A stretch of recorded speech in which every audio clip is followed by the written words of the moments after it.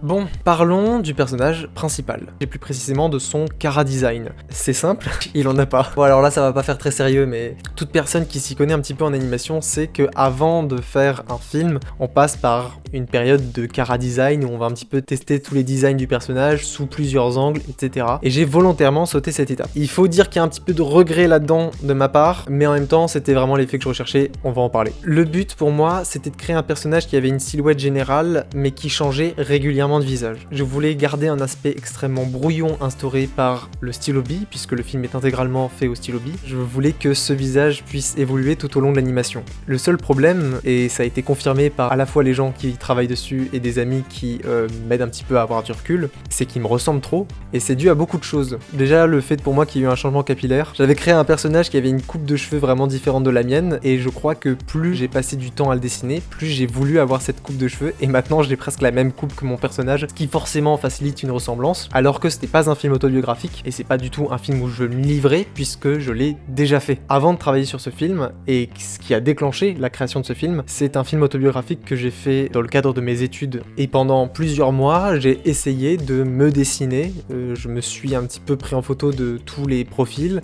et j'ai essayé d'adopter mes traits, tout simplement, ce qui fait que, au début surtout, j'ai fait beaucoup de plans où en fait, il me ressemblait encore trop le personnage, alors même que j'essayais de me détacher de mes propres traits. Ça fait très égocentrique dit comme ça évidemment, mais bon. Et donc effectivement, j'ai petit à petit essayé de me détacher de la manière que j'avais apprise de me dessiner. Et il y a également une autre raison, c'est que je me suis inspiré d'Émilie Tronche, qui a créé la série absolument géniale Samuel sur Arte, et qui se filmait beaucoup en train de faire des mouvements pour son animation. Et je trouvais l'idée géniale parce que ça permettait de se filmer un petit peu en train de faire n'importe quoi. Et ça permettait également de vraiment se rendre compte de ce que le corps peut faire, d'avoir des repères et surtout des repères de proportion. Et c'est ça aussi qui fait que le personnage me ressemble peut-être également, c'est que vu que je me filme en train de faire les mouvements, j'ai directement mes proportions. Par exemple, j'ai souvent filmé mon bras, et résultat, j'ai souvent les mêmes proportions que ma main. Donc j'ai l'impression de voir ma main dans l'animation, ce qui est assez déstabilisant.